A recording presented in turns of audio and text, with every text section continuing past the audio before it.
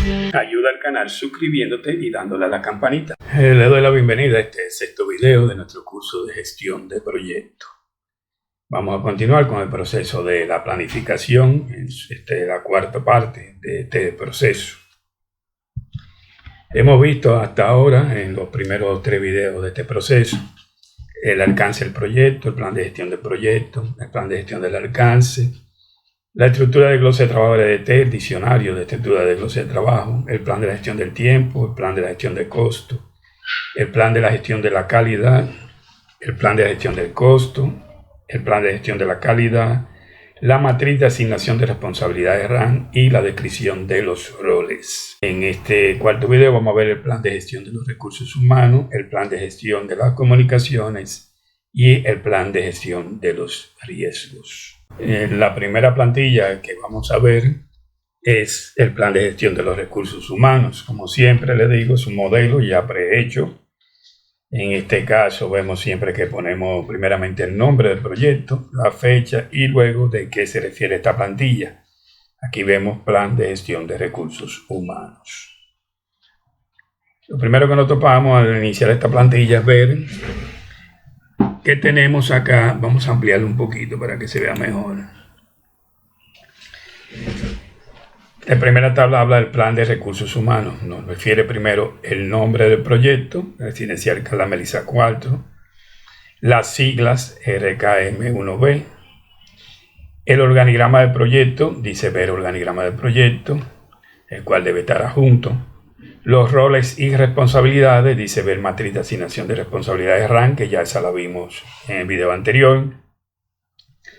La descripción de los roles, ver descripción de los roles, también lo vimos en el video anteriores. Adquisición del personal de proyecto, ver cuadro de adquisición de personal. Este todavía no lo hemos visto, pero ya lo veremos. Cronograma y programa de trabajo del personal del proyecto, ver diagrama de carga de personal.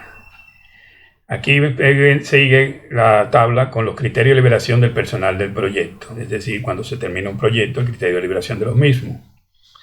Tiene rol, sponsor, project manager, equipo de proyecto, suplidores, subcontratistas. Criterio de liberación, el sponsor al término del proyecto, project manager al término del proyecto, equipo de proyecto al término del proyecto, suplidores al término del proyecto y subcontratista al terminar sus entregables. Dice cómo el project manager, comunicación del sponsor, le comunicará ya que ha finalizado su trabajo. El equipo de proyecto, comunicación del project manager igual a los suplidores y a los subcontratistas. El destino de este personal, otros nuevos proyectos. Los requerimientos de seguridad, sigue aplicándolo. Todo el personal que labore en obras civiles, así como los visitantes, deben de llevar el equipo básico que consiste en casco, botas, lentes y guantes. El uso de este equipo debe ser obligatorio, ya que está diseñado para protegerlo de daños o lesiones que se pueden originar durante los procesos constructivos. La revisión de este equipo se hace desde la entrada mediante el personal de seguridad autorizado. Seguridad en la obra. En caso de que el trabajador no cumpla con los requisitos ordenados de equipo y protección personal, entonces se le debe negar el acceso y la entrada a la obra hasta que cumpla con estos requerimientos. Las principales características son las siguientes. Casco, debe ser un casco resistente y no perforado. Botas deben de ser de trabajo y con suela antirrebalante. Lentes no deben tener perforaciones. Guantes, importante si se trabaja en corte de materiales o si se trabaja con acero y concreto.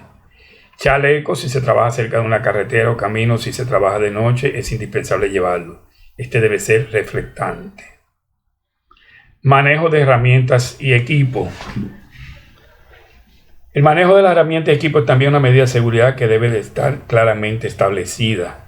Todas las herramientas siempre deben cargarse en un cinturón porta herramientas y nunca en los bolsillos, ya que puede causar lesiones en caso de caídas. Siempre hay que procurar usar herramientas y equipo de buenas condiciones. No es recomendable usar herramientas de mal estado, ya que también pueden causar lesiones y accidentes. En el caso de construir escalera de obra in situ, estas deberán tomar en cuenta las siguientes consideraciones. La escalera de obra se deben construir con madera en buen estado. El ancho de la escalera debe ser un mínimo 60 centímetros. La escalera debe apoyarse y asegurarse sobre terreno firme y nunca sobre piedra, ladrillo u otros elementos. Solo debe bajar y subir una persona a la vez. En cuanto a los andamios y letreros, los andamios deberán ser lo suficientemente resistentes para soportar el peso del personal y sus herramientas. Todos los elementos deben estar anclados y sujetos. Además, el andamio deberá contar con su respectiva baranda de seguridad y tablas guardapiés. Los andamios deben ser utilizados solamente mientras se ejecuta el trabajo y el término deberá retirarse.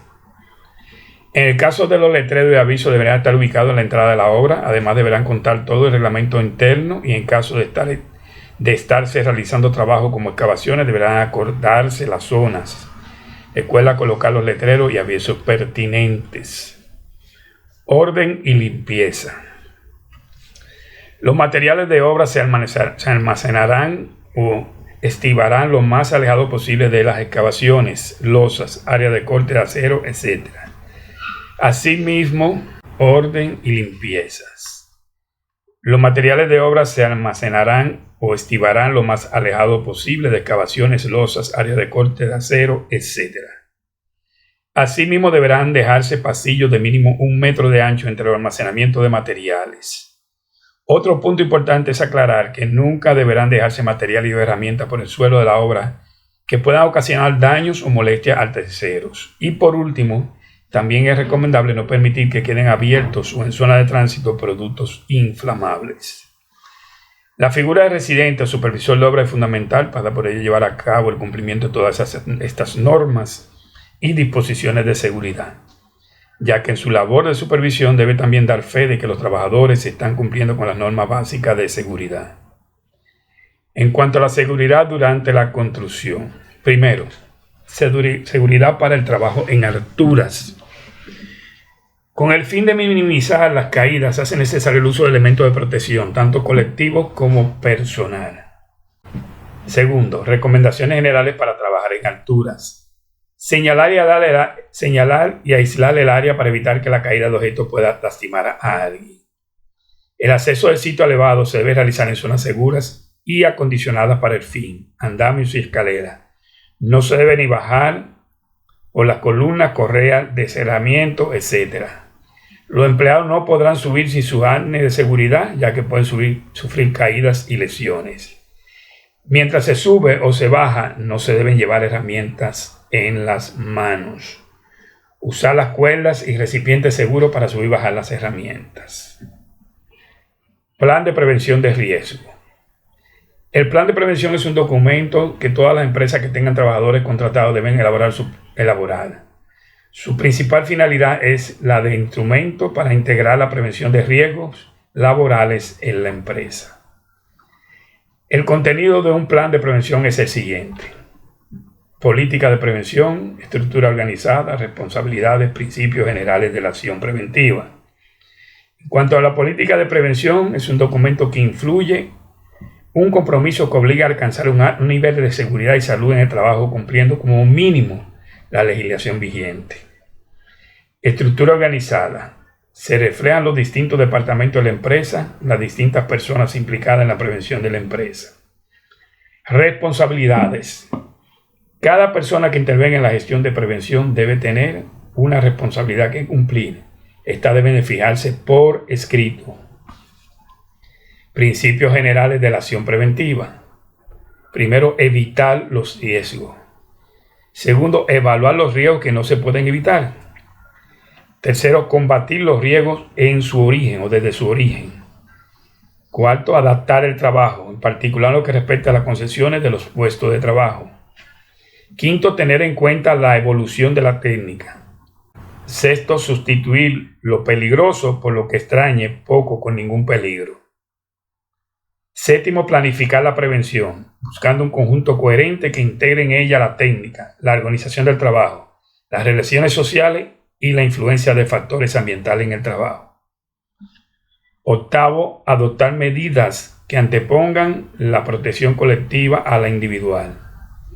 Noveno, dar las debidas instrucciones a los trabajadores. Y con esto, como vemos, terminamos con esta primera plantilla. Ayuda al canal suscribiéndote y dándole a la campanita. Como vemos, esta segunda plantilla se refiere al plan de comunicaciones del proyecto. Como siempre vemos que primero trae el nombre del proyecto, la fecha y el nombre de la plantilla, plan de comunicaciones del proyecto. Luego sigue con una tabla de contenido donde habla de información del proyecto, procedimiento para actualizar el plan de gestión de comunicaciones, la guía para el evento de las comunicaciones, la guía para la documentación del proyecto y la tabla de requerimientos de comunicación del proyecto. Empezamos con la información del proyecto, como siempre nos dice cuál es la empresa, GC Consultor SRL, el proyecto residencial Carla Melissa 4, la fecha, el patrocinador y el project manager. Luego de esto viene una tabla donde habla sobre el procedimiento para actualizar el plan de gestión de comunicaciones. Y nos dice que el plan de gestión de comunicaciones debe ser revisado y actualizado cada vez que, aquí hay una serie de puntos, cada vez que hay una solicitud de cambio aprobada que impacte el plan del proyecto, si hay una acción correctiva que impacte los requisitos o necesidades de información de los stakeholders, hay personas que ingresen o salen del proyecto, hay cambio de las asignaciones del personal o roles del proyecto, hay cambio en la matriz autoridad versus influencia de los stakeholders, hay solicitudes inusuales de informe o reportes adicionales, hay quejas, sugerencias, comentarios o evidencia, requerimientos de información no satisfechos, hay evidencia de resistencia al cambio y hay evidencia de deficiencia de la comunicación. En cada uno de estos puntos habría que revisar y actualizar el plan de la gestión de comunicaciones. En cuanto a la actualización del plan de gestión de comunicaciones, deberá seguir los siguientes pasos. Primero, identificación y clasificación de los stakeholders. Segundo, determinación de requerimientos de información. Tercero, elaboración de la matriz de comunicaciones del proyecto. Cuarto, actualización del plan de gestión de las comunicaciones. Quinto, aprobación del plan de la gestión de las comunicaciones. Y sexto, difusión del nuevo plan de gestión de las comunicaciones. Las guías para el evento de las comunicaciones. Guía para reuniones. Todas las reuniones deberán seguir las siguientes pautas. Primero, deben fijarse la agenda con anterioridad. Segundo, debe coordinarse e informar fecha, hora y lugar con los participantes. Tercero, se debe empezar puntualmente. Cuarto, se deben fijar los objetivos de la reunión, los roles, por lo menos al facilitador y al anotador, los procesos grupales de trabajo y los métodos de solución de controversia. Luego se deberá cumplir a cabalidad los roles del facilitador, dirigirse el proceso grupal de trabajo y del anotador, toma nota de los resultados formales de la reunión. Se deberá terminar puntualmente y se deberá emitir un acta de reunión la cual se debe repartir a los participantes, previa revisión por parte de ellos. La guía para correo electrónico. Todos los correos electrónicos deberán seguir las siguientes pautas. Los correos electrónicos entre el equipo de proyecto y el sponsor deberán ser enviados por el project manager para establecer una sola vía formal de comunicación. Los enviados por el sponsor y recibidos por cualquier personal del equipo del proyecto deben ser copiados al project manager si es que estos no han sido considerados en el reparto, para que todas las comunicaciones con el sponsor estén en conocimiento del project manager. Los correos internos entre miembros del equipo de proyecto deben ser copiados a la lista equipo GC Consultores SRL, que contiene las direcciones de los miembros para que todos estén permanentemente informados de lo que sucede en el proyecto. Les recuerdo en este punto que este es un modelo. En el caso de ustedes tendrán sus propias listas de equipo. Siguiendo la guía para la documentación del proyecto. Guía para la codificación de documentos. Esto es muy importante. La codificación de los documentos del proyecto se da la siguiente. AAA.BBB.CCC.DDD, donde el AAA es el código del proyecto. O sea, lo primero que debe aparecer en el nombre de cualquier documento es el código del proyecto. En este caso, KMIB. Carla Melissa 4. El BBB, el nombre del documento. Si es el primer documento, sería Carla Melissa 4.001. Luego viene la versión. La primera versión de ese documento sería B01. Si hay una modificación a esa versión, vendría B02, etc. Y por último, después del punto, el formato del archivo. Si es doc, si es Excel, si es PDF, etc. Guía para almacenamiento de documentos. El almacenamiento de los documentos del proyecto deben seguir las siguientes pautas. Durante la ejecución del proyecto, cada miembro del equipo mantendrá en su máquina una carpeta con la misma estructura que la estructura de trabajo del proyecto, o la estructura del trabajo del proyecto, donde guardará en las subcarpetas correspondientes las versiones de los documentos que vaya generando. Es decir, cada uno tendrá una carpeta similar a la carpeta central del proyecto, de la estructura del trabajo de ese proyecto. Y allí irá guardando cada uno en su subcarpeta correspondiente las versiones de documentos que vayan generando. Al cierre de una fase o cierre del proyecto, cada miembro del equipo deberá eliminar los archivos temporales de trabajo de los documentos y la más se quedará con las versiones controladas y numeradas, las cuales se enviarán al Project Manager. El Project Manager consolidará todas las versiones controladas y numeradas de los documentos en un archivo final del proyecto, el cual será una carpeta con las mismas estructuras del WBC, donde se almacenarán en el lugar correspondiente los documentos finales del proyecto. Esta carpeta se archivará en la biblioteca del proyecto de GS Consultores EDSL y se guardará protegida contra escritura. Se publicará una relación de los documentos del proyecto y la ruta de acceso para consultar. Los miembros del equipo borrarán su carpeta de trabajo para eliminar redundancias de información. La recuperación de documentos a partir de la biblioteca del proyecto de GS Consultor SL es libre para todos los integrantes del equipo de proyectos del KM1B. La recuperación de documentos a partir de la biblioteca del proyecto de GS Consultor SL para otros miembros de GS Consultor SL que no sean del proyecto KM1B requiere autorización del Project Manager. Acceso a la información del proyecto por parte de personas que no son del GS Consultor SRL requiere autorización de Gerencia General, pues esta información se considera confidencial. El reparto de documentos digitales e impresos es responsabilidad del Project Manager.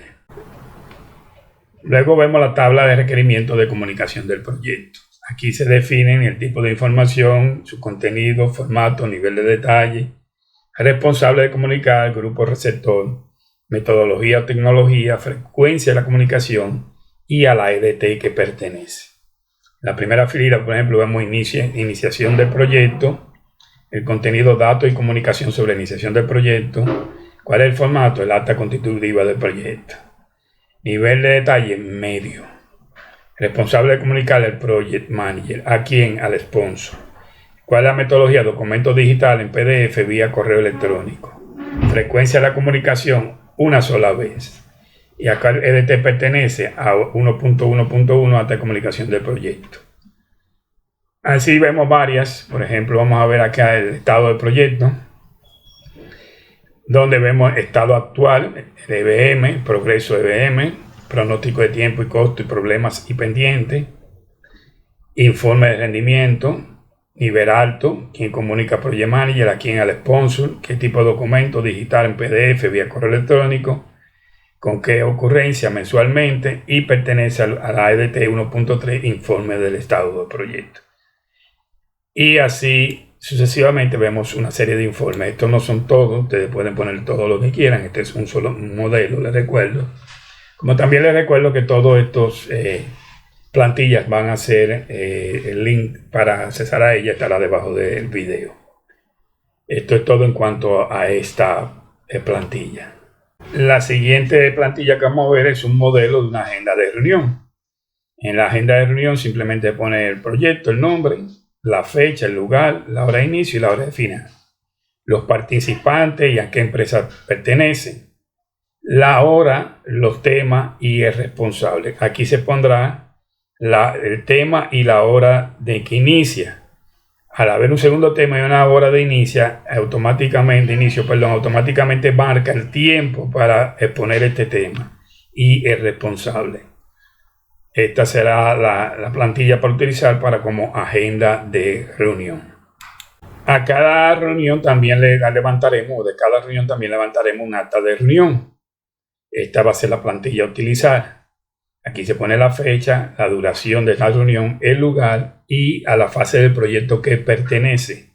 Es decir, esta reunión fue hecha durante la planificación, por ejemplo. Entonces aquí se pondría fase de planificación. Aquí se ponen los nombres de los asistentes y las empresas que pertenecen a qué área o puesto y el rol de ese participante o asistente. Aquí viene poner objetivo. En esta sesión se enlistarán los objetivos de la reunión indicando en la columna el estatus, si dicho objetivo fue alcanzado o no. Es decir, aquí el estatus, se alcanzó o no se alcanzó el objetivo que se buscaba en esta reunión. Las actividades realizadas se colocarán aquí igual al estatus. En esta sesión se listarán las actividades realizadas durante la reunión, tanto las que efectivamente se realizaron como aquellas que se planearon realizar, pero no pudieron realizarse. En la columna estatus se deberá indicar si la actividad fue realizada o no. Luego en esta otra tabla, veremos el compromiso. Aquí dice pendiente, responsable y fecha de compromiso. En pendiente, en esta sesión se relacionarán los compromisos de actividad a realizar, identificando el responsable del cumplimiento del compromiso o de la actividad pendiente, así como la fecha acordada para el cumplimiento del compromiso o de la actividad pendiente. En caso, por ejemplo, de que en esta reunión se hiciesen compromiso para la próxima reunión, aquí se pondría pendiente, se quedó como pendiente que deberá hacer un análisis o un informe de tal cosa para ser presentada en la próxima reunión. El responsable es fulano de tal y la fecha de compromiso, la fecha de entrega de esto será la próxima reunión, fecha tal. Así cuando se esté en esta reunión se llegará y se verificarán los compromisos que se habrían hecho previamente. Luego vienen los acuerdos y aclaraciones. En esta sesión solo se comentarán los acuerdos, aclaraciones y conclusiones resultantes de la reunión.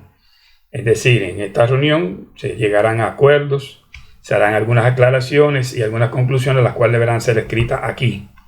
En caso de que existan compromisos a realizar, es decir, esta sesión que habían compromisos pendientes, la minuta deberá estar firmada por el sponsor.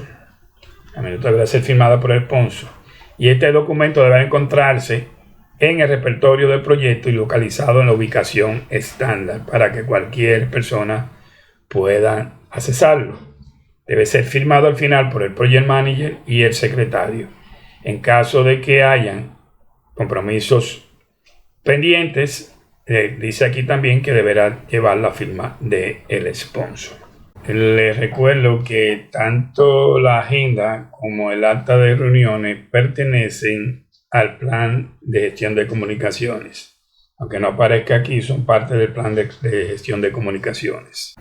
Vamos a continuar con la plantilla ahora del plan de gestión de los riesgos. Como siempre vemos que ya es un modelo prehecho, el que estamos viendo como modelo para estos ejercicios, donde dice plan del proyecto Calameliza 4, la fecha y el nombre de la plantilla, plan de gestión de los riesgos.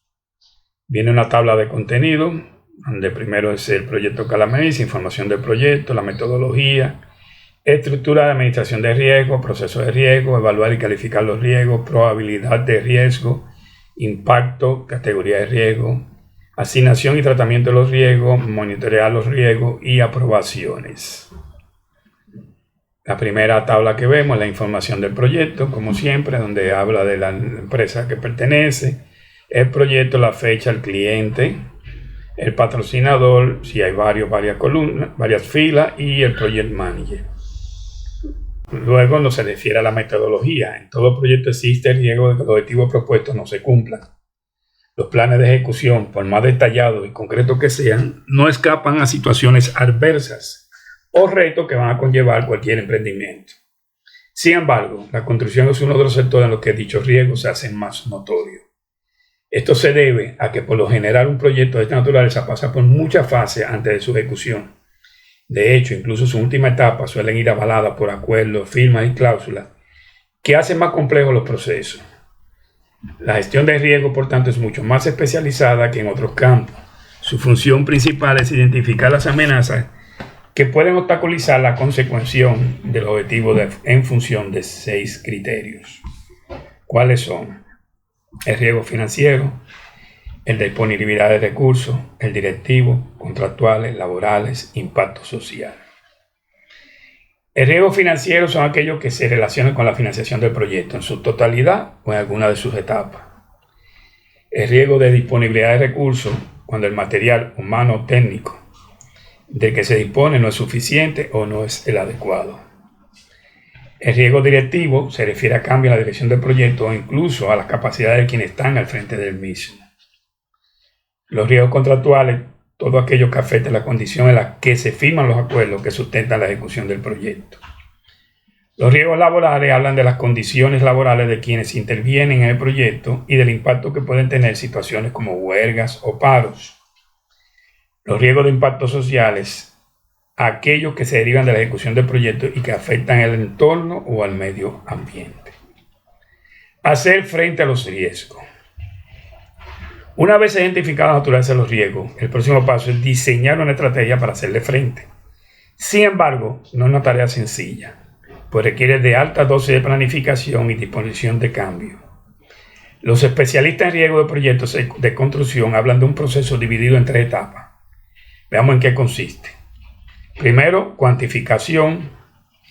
En este primer momento de la estrategia se evalúa el impacto que puede traer el riesgo en temas de coste y tiempo.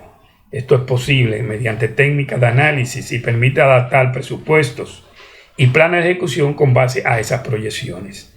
No todos los riesgos tienen la misma sonoridad. Hay que determinarla en cada uno de los casos. Segundo, la elaboración de la respuesta. La etapa más importante de la gestión de los riesgos es la respuesta. Aquí se analiza con detenimiento qué tipo de acciones permitirá mitigar los efectos de la situación. Los riesgos, recordemos, nunca se eliminan del todo, pues hacen parte de los procesos. Por tanto, la máxima aparición de la estrategia elegida debe ser contrarrestarlo. Y por último, la contingencia. Definida la estrategia, el siguiente paso consiste en gestionar y monitorear los recursos que permiten escalar el riesgo. No obstante, no solo hay que hacerlo en función de lo que ya han sido identificados. Parte del éxito de la respuesta está en la capacidad de asimilar los efectos de riesgos eventuales o que podrían suceder en cualquier momento. Esto evitará, por ejemplo, el diseño de nuevas estrategias y el empleo de más recursos. La contingencia debe ser una filosofía corporativa. Ahora seguimos viendo lo que es la estructura de la administración de riesgo. ¿Cuál sería? Establecer el contexto en el cual se adelanta el proceso de contratación. Identificar y clasificar los riesgos del proceso de contratación. Evaluar y calificar los riesgos. Asignar y tratar los riesgos. Y por último, monitorear y revisar la gestión de los riesgos. Aquí vemos una gráfica de lo mismo. El proceso de riesgo. Identificar y clasificar los riesgos. Identificar es incluir en la matriz propuesta los riesgos. Fuente. Los planes estratégicos, planes de acción, reporte de desempeño, presupuesto, riesgo de identificación por otras entidades estatales, lluvia de ideas, paneles de expertos. Cuando la complejidad del proceso de contratación lo exige, análisis DOFA, encuesta y cuestionarios. Tipo de riesgo. Hay general y específico. El general es un riesgo de todos los procesos de contratación adelantados por la IDU, por lo cual está presente en todas sus actividades contractuales. Mientras específico es un riesgo propio del proceso de contratación objeto del análisis. Fuente pueden ser interno y externo. En interno es un riesgo asociado a la operación, capacidad o situación particular de nuestra empresa. El externo es un riesgo del sector del objeto del proceso de contratación o asociado a asuntos no diferidos del IDU.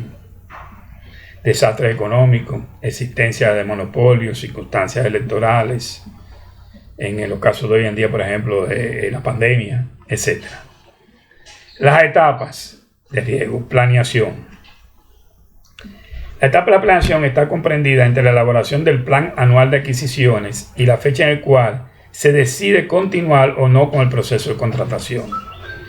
Durante esta etapa, el IDU elabora los estudios previos y el proyecto de pliego de condiciones o sus equivalentes. Dentro de las preguntas que el IDU debe hacerse para identificar los riesgos de la etapa de planeación se encuentran las siguientes. La modalidad de contratación es adecuada para el bien, servicio o otro necesario. Los requisitos habitantes son los apropiados para el proceso de contratación y es posible encontrar proponentes que lo cumplan, incluyendo los riesgos relacionados con la habilidad para determinar requisitos habitantes consistentes con el proceso de contratación y con el sector económico en el que actúan los posibles oferentes. En pocas palabras, tenemos los recursos de personas disponibles en donde estamos. Tercero, el valor del contrato corresponde a los precios de mercado. Son reales, están actualizados. 4. La descripción del bien o servicio requerido es clara, está bien establecida. 5. El proceso de contratación cuenta con las condiciones que garanticen la transparencia, equidad y competencia entre los proponentes. 6. El estudio de mercado permite identificar los aspectos de oferta y demanda del mercado respectivo. Y 7.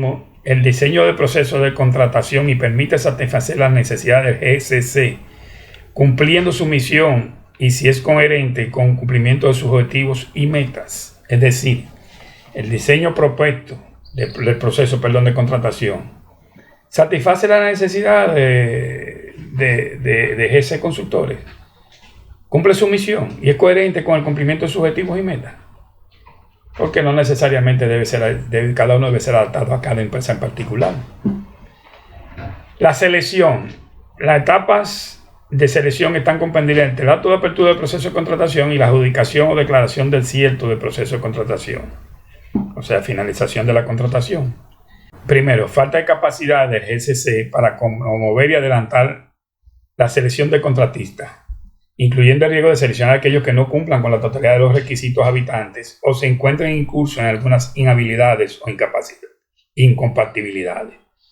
Es decir, si la compañía, en este caso ese consultor, no tiene la facilidad de promover para conseguir los contratistas que necesita para el proyecto, o si incluso algunos de estos no tiene las capacidades. Eso lo hemos visto más adelante, y lo que provocan estas situaciones y solicitando órdenes de cambio porque no fueron tomados en cuenta bien a la hora de las contrataciones.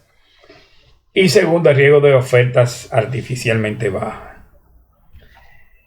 A veces por querer economizar contratamos personales no adecuados, compañías no adecuadas. Nos vamos a los precios, queremos ganar más y terminamos contratando compañías que nos van a llevar a fracasar el proyecto. La contratación. Una vez adjudicado el contrato objeto del proceso de contratación, inicia la etapa de contratación en el cual se debe cumplir con el cronograma previsto para la celebración del contrato. En esta etapa, los riesgos frecuentes son los siguientes. El riesgo de que no se firme el contrato a tiempo, el riesgo de que no se presenten las garantías requeridas de los documentos del proceso de contratación o que su presentación sea tardía. Recuérdense que cuando contratamos a una empresa o subcontratamos a una empresa para un proyecto le exigimos una serie de garantías, entre ellos a veces seguros de cumplimiento. Muchas de estas compañías, vuelvo y digo, que decidimos tomar las compañías porque nuestro presupuesto está muy limitado, compañías más baratas, y son las compañías precisamente que no cumplen con ninguno de estos requisitos y en el futuro nos traen una serie de problemas. La ejecución. La etapa de ejecución inicia una vez cumplidos los requisitos previstos para iniciar la ejecución del contrato respectivo y termina con el vencimiento del plazo del contrato o la fecha de liquidación, si hay lugar a ella. Esta etapa puede extenderse cuando hay lugar a garantías de calidad, estabilidad y mantenimiento, o a condiciones de disposición final o recuperación ambiental de las obras o bienes. En esta etapa se cumplen con las obligaciones previstas en el contrato, permitiendo el logro del objetivo del proceso de contratación. En consecuencia, los riesgos frecuentes son los asociados al cumplimiento del contrato y el logro del objetivo propuesto, el rompimiento del equilibrio económico del contrato los asociados a la liquidación y terminación del contrato. Luego vemos que tenemos evaluar y calificar los riesgos. Evaluar y calificar los riesgos. Evaluar cada uno de los riesgos identificados, estableciendo el impacto de los mismos frente al logro de los objetivos del proceso y su probabilidad de ocurrencia. Esto es importante después que tú identificas el riesgo. Primero, impacto y probabilidad de ocurrencia. Puede ser que un riesgo tenga un fuerte impacto, pero la probabilidad de su ocurrencia sea muy escasa. Si sucede un terremoto, el impacto es que se nos caiga toda la obra, pero la posibilidad de un terremoto es de una vez en 100 años. Entonces no creo que tengamos que tomar prever este riesgo y dedicarle una gran cantidad de recursos cuando su probabilidad de ocurrencia es tan escasa o casi nula. Esta evaluación tiene como fin asignar a cada riesgo una calificación en términos de impacto y de probabilidad, el cual permite establecer la valorización final de ese riesgo. Y esto lo vamos a ver, no se desesperen, vamos a ver la tabla y vamos a hacer los análisis, lo vamos a ver detalladamente. Identificado y las elecciones que se deben efectuar para estimar el impacto y la probabilidad de ocurrencia de un evento que afecte de manera negativa el proceso de contratación, se sugieren considerar fuentes de información como, por ejemplo, registros anteriores de la ocurrencia del evento, proceso de contratación propio y de otras entidades. Por ejemplo, pandemia. Nosotros estamos viendo una pandemia ahora mismo que ha afectado definitivamente a la construcción. Pero ¿cuál es la probabilidad de ocurrencia de esta pandemia? Se ha demostrado ahora que es alrededor de cada 100 años. Imagínense que hace 70 años atrás estuviéramos reservando fondos en nuestras obras para la posibilidad de una pandemia. Quizás si nos hubiéramos fijado que estábamos llegando al ciclo de los 100 años, el año pasado, en obras que iban a ser iniciadas, debimos haber tomado o prevenido la posibilidad de una nueva pandemia. Y si así lo hubieran hecho, posiblemente aquellas obras que ahora mismo han perdido grandes cantidades de dinero, hubieran hecho reserva, habían tomado seguro para esto y estuvieran en mejor situación. Por eso aquí dice que deben buscar registros anteriores de la ocurrencia del evento. En el caso de la pandemia hubiéramos buscado registros y vemos que sucede más o menos cada 100 años. Otra experiencia relevante propia y de otras entidades. Experiencia ya que tienen, esto sería, por ejemplo, reuniones con expertos. Prácticas y experiencia de la industria o el sector en el manejo de riesgos identificados. Publicaciones o noticias sobre la ocurrencia de riesgos identificados. Opciones y juicios de especialistas y expertos, eso ya lo vimos. Y estudios técnicos. Se debe evaluar los riesgos combinando la probabilidad de ocurrencia y el impacto del evento. ¿Para qué? Para asignar una categoría a cada riesgo de acuerdo con la probabilidad de ocurrencia, ya sea muy alta, alta, media, baja e insignificante, y valorarlo del 1 al 5, siendo insuficiente el valor más bajo y muy alto el valor más alto. Se pueden utilizar las fuentes de información sugeridas anteriormente, métodos cuantitativos con diferentes metodologías que arrojen otros resultados. Ya eso lo vamos a ver en ejemplo. Y complementen los resultados de la matriz de evaluación de riesgo. La probabilidad del riesgo, aquí vemos una tabla. 1 insignificante, de 1 a 100 proyectos. De que esto puede suceder entre 1 y 100 proyectos. Le ponemos 1. Si es bajo, que sucede entre 1 y 50 proyectos, le ponemos un 2. Si es medio, de 1 a 20 proyectos, le ponemos un 3. Si es alto, del 1 a 10 proyectos, un 4. Y si es muy alto, sucede cada 5 proyectos, sería un 5. Luego vemos la tabla de impacto de riesgo. Aquí vemos que dice persona, instalación, medio ambiente, el proyecto, costo día laborable, imagen empresarial. En persona vemos si este riesgo o impacto va a afectar a una más. Eso ya sería una fatalidad. Si esta incapacidad va a ser permanente, si la incapacidad va a ser de un día, si la lesión va a ser menor, va a ser leve o ningún incidente. En las instalaciones dice catastrófica, si es mayor a 10 millones, lo que afecta el impacto.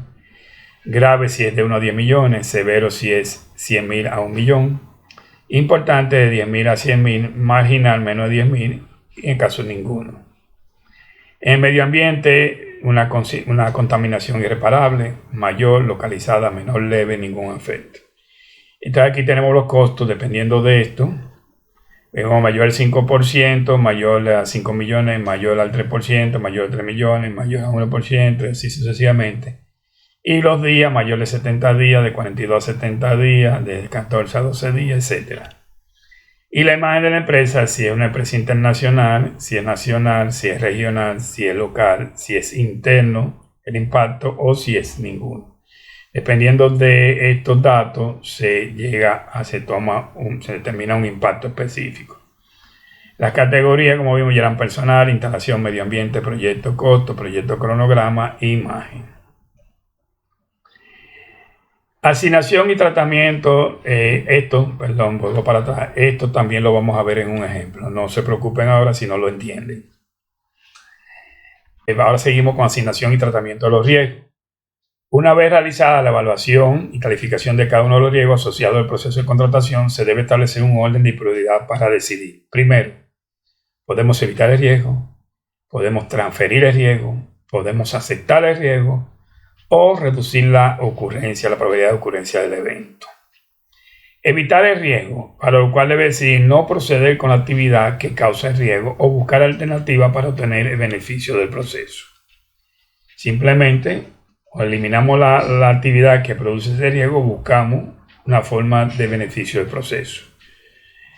Transferir el riesgo, haciendo responsable a otra entidad quien asume la consecuencia de materialización del riesgo. El principio general es que el riesgo debe asumir la parte que pueda enfrentarlo de mejor manera o forma, bien sea por su experiencia, conocimiento o papel dentro de la ecuación contractual, entre otras. Por ejemplo, buscar un seguro. Si yo tengo un riesgo que me puede significar 10 millones de pesos, si se da, una de mis alternativas de transferir ese riesgo es hacerle un seguro por esos 10 millones de pesos. ¿Cuánto sería el costo de ese seguro? Bueno, tal vez son 100.000 pesos. Ya yo tengo un costo fijo desde el principio de 100.000 pesos, pero si el riesgo no se da, me costó 100.000 pesos. Se le hizo un costo adicional a mi obra. Si el riesgo se dio, me economicé 9.900.000 pesos. Esto depende de cada persona. Otro, aceptar el riesgo. Cuando no puede ser evitado ni ser transferido o el costo de evitarlo o transferirlo es muy alto, en este caso se recomiendan medidas para reducir el riesgo o mitigar su impacto, así como el monitoreo. Esto ya lo vamos a ver también en ejemplo. O reducir la probabilidad de la ocurrencia del evento. Cuando el riesgo se debe aceptar, pero el efecto se sugiere, medidas como aclarar los requisitos, requerimientos y especificaciones, revisar procesos, establecer sistemas de aseguramiento de calidad, especificar estándares de los bienes y servicios, hacer pruebas e inspecciones de los bienes, establecer sistemas de acreditación profesional, incluir declaraciones y garantías del contratista, administrar la relación entre proveedores y compradores, reducir la consecuencia o el impacto de riesgo a través de planes de contingencia. Se debe seleccionar la opción apropiada teniendo en cuenta el costo y el beneficio de cualquiera de las acciones identificadas para el tratamiento de riesgos enumeradas anteriormente. En la mayoría de los casos, una combinación de oposiciones permite el mejor resultado. No necesariamente hay que tomar una, podemos hacer combinación. Por ejemplo, en el caso del seguro, asumimos un 5% de 5 millones y hacemos un seguro por el resto de los 5 millones de pesos. Eso es tomando en cuenta si el seguro si el riesgo no se dio, nada más perdimos 50.000 pesos. Ahora, si el riesgo se dio, perdimos 5 millones de pesos. Eso hay que evaluarlo muy bien. Generalmente las medidas para tratar los riesgos son acciones o actividades específicas para responder a los eventos, para lo cual se sugiere preparar un plan de tratamiento para documentar cómo se enfrentan cada uno de los riesgos, incluyendo acciones, cronogramas, recursos, personal, información y presupuesto, responsabilidades, necesidades de informe y reportes de monitoreo. La tarea más importante del manejo de riesgo es la implementación del plan de tratamiento, lo cual requiere atención, asegurar los recursos que requiere y el cumplimiento oportuno de las tareas previstas en este plan. La matriz debe contener la información básica del tratamiento de los riesgos. Ahora vamos a hablar de monitorear los riesgos. Se debe realizar un monitoreo constante a los riesgos del proceso, pues las circunstancias cambian rápidamente y los riesgos no son estáticos. La matriz y el plan de tratamiento deben ser revisadas constantemente y revisar si es necesario hacer ajuste al plan de tratamiento de acuerdo con las circunstancias. Esto lo vimos en el plan de los recursos humanos. Y también vimos parte de esto en el plan de las comunicaciones. Este monitoreo debe garantizar que los controles son eficaces y eficientes en el diseño y la operación. Obtener información adicional para mejorar la valorización del riesgo. Analizar y aprender lecciones a partir de los eventos, los cambios, las tendencias, los éxitos y los fracasos.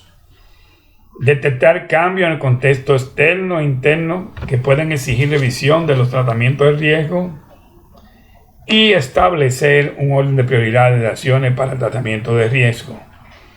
Identificar nuevos riesgos que puedan surgir. Finalmente, se deben monitorear los riesgos y revisar la efectividad y el desempeño de las herramientas implementadas para su gestión, para lo cual debemos asignar responsables, fijar fecha de inicio y terminación de las actividades requeridas, señalar las formas de seguimiento, encuestas, muestreo aleatorio de calidad u otros, definir la periodicidad de revisión, documentar las actividades de monitoreo. Al igual que toda la plantilla, esta debe ser aprobada por el sponsor. Aquí dice la fecha y debería haber sido firmada si este proyecto hubiera iniciado, para que esta plantilla tenga validez.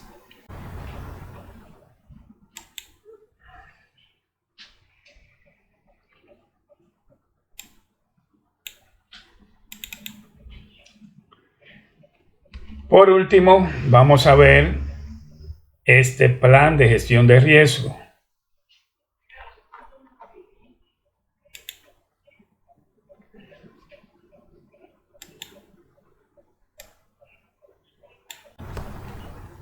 Por último, les voy a subir para que puedan descargar este manual de prevención de riesgos laborales. No lo vamos a leer, simplemente lo vamos a ver.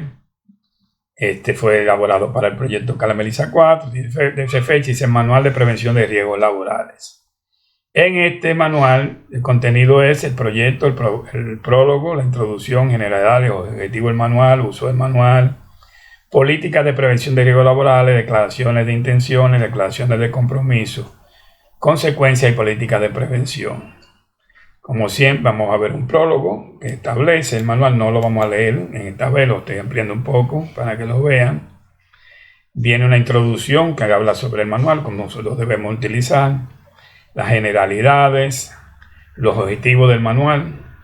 Aquí dice que es una herramienta de trabajo permanente que sirve de referencia a los trabajadores y que facilita el conocimiento básico de la materia para planificar las acciones preventivas encaminadas a eliminar o reducir los factores de riesgo previamente identificados y valorados. En todo documento se señalan orientaciones sobre aspectos técnicos, administrativos, educativos, etc. Se ven los antecedentes, los propósitos y la política de prevención de riesgo, en este caso de ser consultores. Aquí vamos a ver declaración de intención, basar la política de gestión en una mejora continua de calidad de servicio, respeto al medio ambiente y prevención de la seguridad y salud de los trabajadores. Declaración de compromisos, consecuencia de la política y prevención de riesgos laborales. Aquí habla sobre la política y la grafica. El manual no es más que un manual diseñado, del cual deberá tener acceso no solo el project manager, sino el equipo de trabajo. Ejecute una serie de funciones con la finalidad de que el personal que elabora las obras lleve una serie de prevención y tome una serie de medidas para evitar los riesgos laborales. Eso va a ser todo en cuanto a este sexto video. Y esperando que hayan disfrutado de este video y les sirva en cuanto a adquisición de nuevos conocimientos, la gestión de proyectos, me despido por el momento con una frase de Albert Einstein. Dar el ejemplo no es la principal manera de influir sobre los demás. Es la única manera. Ayuda al canal suscribiéndote y dándole a la campanita.